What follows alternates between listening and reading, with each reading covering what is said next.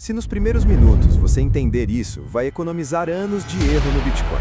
Todos os grandes movimentos do BTC até hoje seguiram um roteiro quase idêntico e estamos exatamente em uma parte crítica desse filme. Em 2015, depois de um colapso brutal, o Bitcoin encontrou seu fundo definitivo. A partir dali, iniciou um rally histórico de mais de 10.000%, que durou 36 meses exatos. Quando o topo foi atingido, veio o que poucos estavam preparados para enfrentar: 12 meses de bear market, com uma queda de aproximadamente 85%. Avançando para 2018, o padrão se repetiu. Novo fundo macro, seguido por uma alta de cerca de 2.000%, novamente ao longo de 36 meses. O final do ciclo trouxe o mesmo desfecho: topo, reversão e um mercado de baixa de um ano, com o Bitcoin recuando quase 80%. Em 2022, a história parecia mudar, mas apenas na intensidade, não na estrutura. O Bitcoin marcou outro fundo importante e subiu cerca de 700% nos 36 meses seguintes. Essa janela se encerrou oficialmente em outubro de 2025, exatamente o mês em que o preço atingiu o topo deste bull market. Desde então, o Bitcoin já caiu aproximadamente 35%, seguindo um cronograma assustadoramente parecido com os ciclos anteriores. É isso que o mercado chama de ciclo de 4 anos do Bitcoin, um padrão que se repete com uma precisão desconfortável. Não por acaso a mídia tradicional já correu para declarar que o ciclo está mais uma vez se repetindo. E os dados, à primeira vista, parecem reforçar essa narrativa. A quantidade de Bitcoin em prejuízo, moedas sendo mantidas abaixo do preço de compra, atingiu o nível mais alto dos últimos 2 anos. Historicamente, nas 3 últimas vezes em que isso aconteceu, o Bitcoin não estava no fundo, estava apenas entrando em um bear market, com quedas adicionais ainda pela frente. A verdadeira pergunta não é se o ciclo existe. A pergunta é: você sabe em que parte dele está, ou vai descobrir tarde demais, como a maioria? Existem 4 fases bem definidas no ciclo de negócios, e entender em qual delas estamos é muito mais importante do que simplesmente repetir que o Bitcoin cai a cada 4 anos. Recuperação. Essa fase começa logo após uma recessão. A atividade econômica ainda é fraca, o pessimismo domina, mas os dados param de piorar. Juros tendem a cair, liquidez começa a voltar e os ativos de risco, como o Bitcoin, geralmente formam seus fundos estruturais aqui. É quando quase ninguém quer comprar, mas o risco-retorno é assimétrico a favor de quem entra. Expansão. Aqui a economia ganha tração. Crescimento do PIB, aumento do crédito, consumo aquecido e confiança crescente. Liquidez em abundância e apetite por risco elevado. Historicamente, é nessa fase que o Bitcoin vive seus bull markets mais agressivos, com movimentos parabólicos e entrada massiva de novos participantes. Pico. Tudo parece perfeito. Os dados ainda são bons, mas começam a mostrar sinais de exaustão. A inflação reaparece, bancos centrais apertam as condições financeiras e o custo do dinheiro sobe. O Bitcoin normalmente atinge seus topos históricos nessa fase, impulsionado mais por euforia do que por fundamentos. É quando o risco é maior, embora a maioria ainda esteja extremamente otimista. Contração. A economia desacelera de forma clara. Crédito some, liquidez seca, ativos de risco sofrem. É o território dos bear markets, onde o Bitcoin devolve grande parte dos ganhos do ciclo anterior. Essa fase não acontece por magia nem por calendário. Ela acontece porque o ambiente macro deixa de sustentar preços elevados. E aqui está o ponto crucial que quase ninguém discute. O chamado ciclo de 4 anos do Bitcoin não é a causa, é apenas o efeito. O Bitcoin não sobe e cai porque um relógio invisível marca 4 anos. Ele reage ao ciclo de liquidez, às condições monetárias, aos juros, ao crédito e ao apetite global por risco.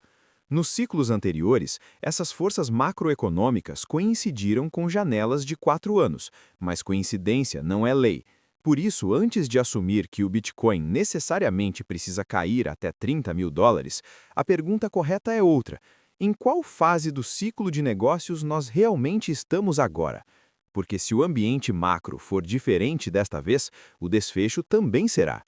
O ponto-chave é entender como cada uma dessas fases impacta diretamente ativos de risco como o Bitcoin e por que elas se repetem de forma quase inevitável. Expansão. É o momento em que tudo parece funcionar. O emprego é robusto, o consumidor gasta mais, empresas reportam lucros crescentes e o crédito flui com facilidade. Nesse ambiente, a confiança aumenta e a tomada de risco se intensifica. Historicamente, é aqui que o Bitcoin deixa de ser ignorado, começa a subir de forma consistente e entra no radar do público em geral. Pico. É a fase mais traiçoeira do ciclo.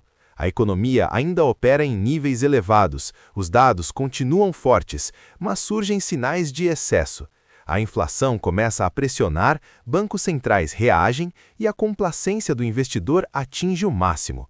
É justamente nesse estágio que o Bitcoin costuma registrar seus topos históricos, impulsionado mais por euforia, alavancagem e narrativa do que por fundamentos sólidos. Contração. Marca a virada do jogo. Os gastos desaceleram, os lucros corporativos encolhem, demissões aumentam e a liquidez some do sistema. O mercado entra em modo risk-off. Capital foge de ativos voláteis e o Bitcoin, como um dos ativos de maior beta, sente esse impacto de forma amplificada. É aqui que acontecem as quedas rápidas, o medo extremo e as liquidações forçadas.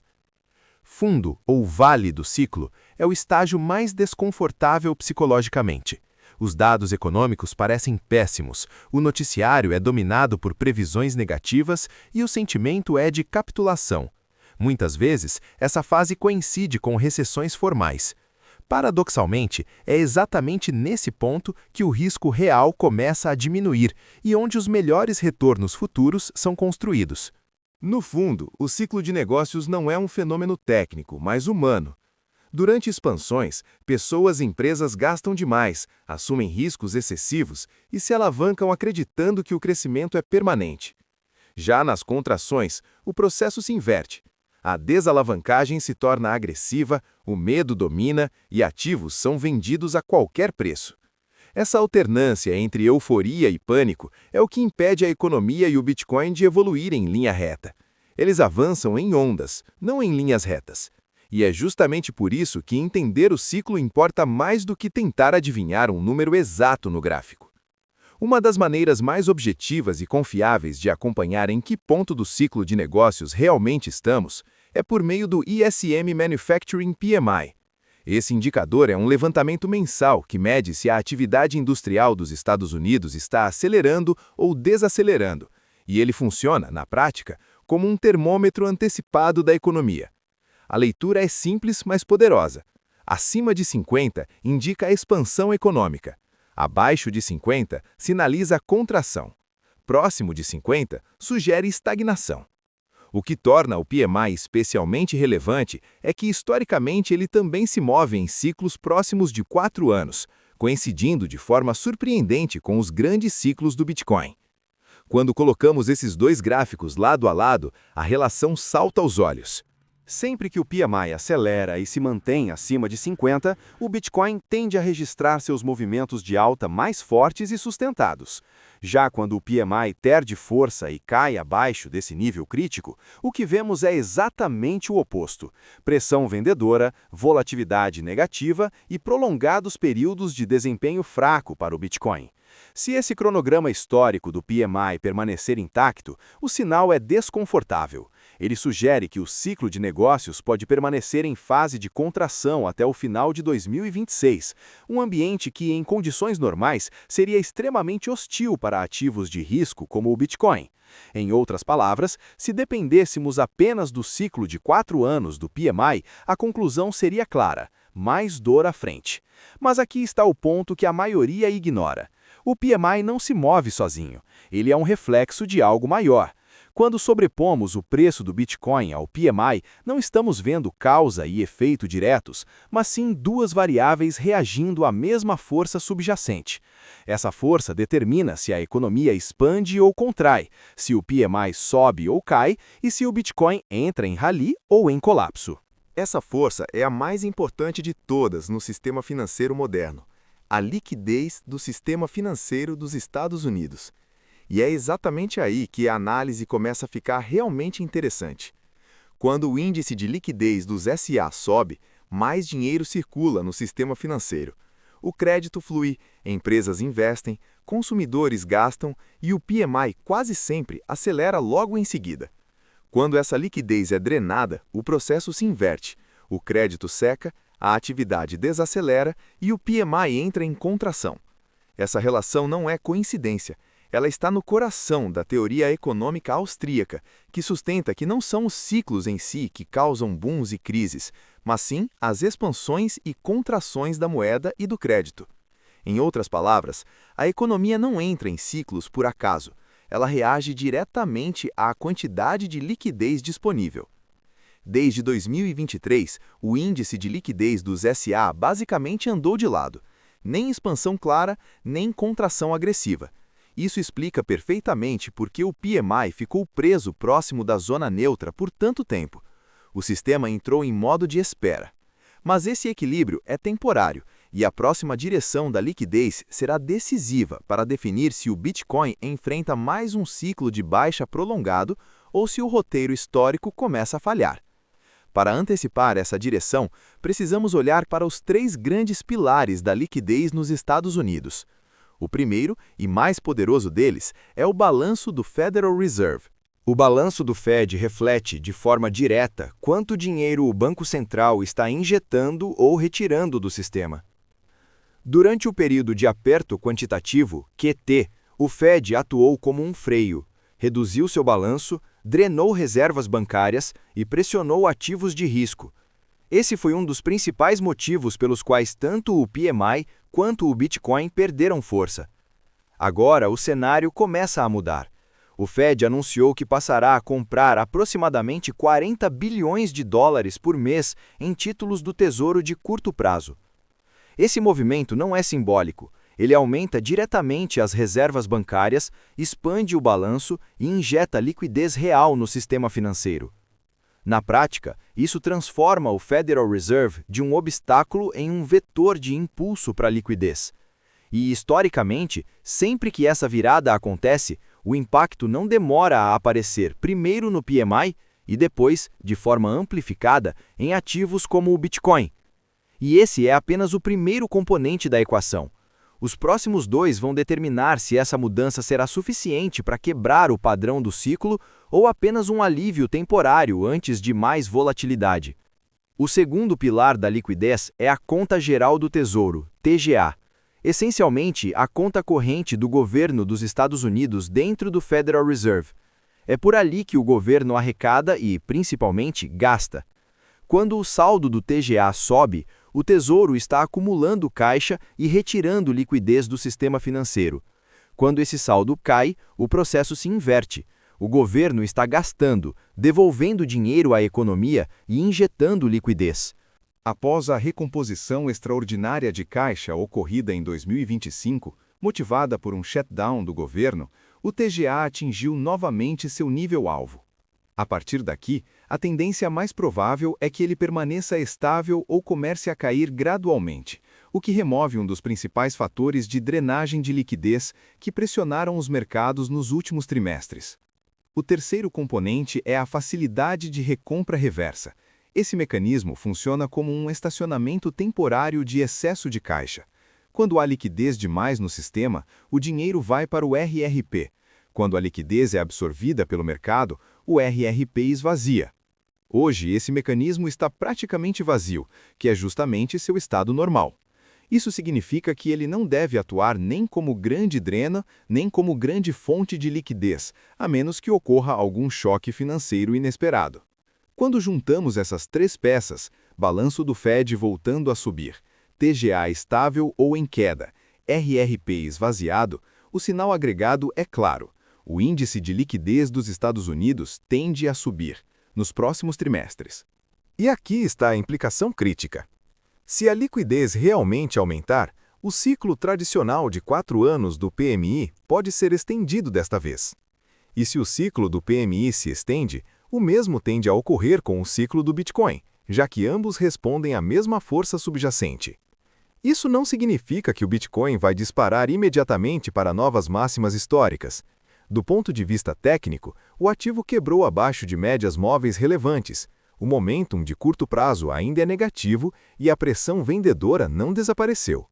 Volatilidade e correções adicionais continuam sendo possíveis. Mas a conclusão mais importante é esta. Com base no ciclo de negócios e principalmente nas condições de liquidez, o cenário não aponta para um bear market clássico, daqueles de 80% a 85% de queda se estendendo até o final de 2026. O risco existe, mas o ambiente macro sugere algo diferente desta vez. Não um colapso prolongado, e sim um ciclo mais longo, mais complexo e muito mais seletivo. Então, no fim das contas, a pergunta certa não é se o Bitcoin vai repetir exatamente o que fez nos últimos ciclos. A pergunta é: o que mudou no ambiente que sustentava esses ciclos? Os ciclos passados foram marcados por liquidez sendo retirada, juros subindo e crédito secando ao mesmo tempo em que o Bitcoin atingia seus topos. Hoje, o quadro é diferente. A liquidez começa a voltar lentamente ao sistema. O Federal Reserve deixa de ser um freio, o Tesouro para de drenar caixa e o excesso de liquidez já não está preso no RRP. Isso não cria um mercado de alta imediato, mas muda completamente a assimetria de risco. É exatamente nesses momentos, quando o preço está fraco, o sentimento é negativo e a maioria acredita que dessa vez é igual às outras, que o mercado costuma cometer seus maiores erros. Não por comprar tarde demais, mas por desistir cedo demais. O Bitcoin não precisa subir amanhã para que o cenário mude. Ele só precisa que a liquidez continue apontando na direção certa. E quando isso acontece, o preço sempre reage depois, nunca antes. Por isso, quem está olhando apenas para o gráfico de curto prazo pode concluir que o pior ainda está por vir. Mas quem está olhando para liquidez, ciclo de negócios e macroeconomia, entende que este não é um momento de euforia, é um momento de posicionamento. Se esse ciclo realmente estiver sendo estendido, os próximos meses não vão recompensar os mais emocionais, vão recompensar os mais pacientes. Agora eu quero saber de você. Você acha que o Bitcoin vai repetir exatamente o passado? Ou que o mercado está prestes a descobrir que dessa vez o jogo é diferente? Deixe seu comentário, se inscreva no canal e ative o sino, porque o próximo movimento grande do Bitcoin não avisa, ele pega a maioria desprevenida.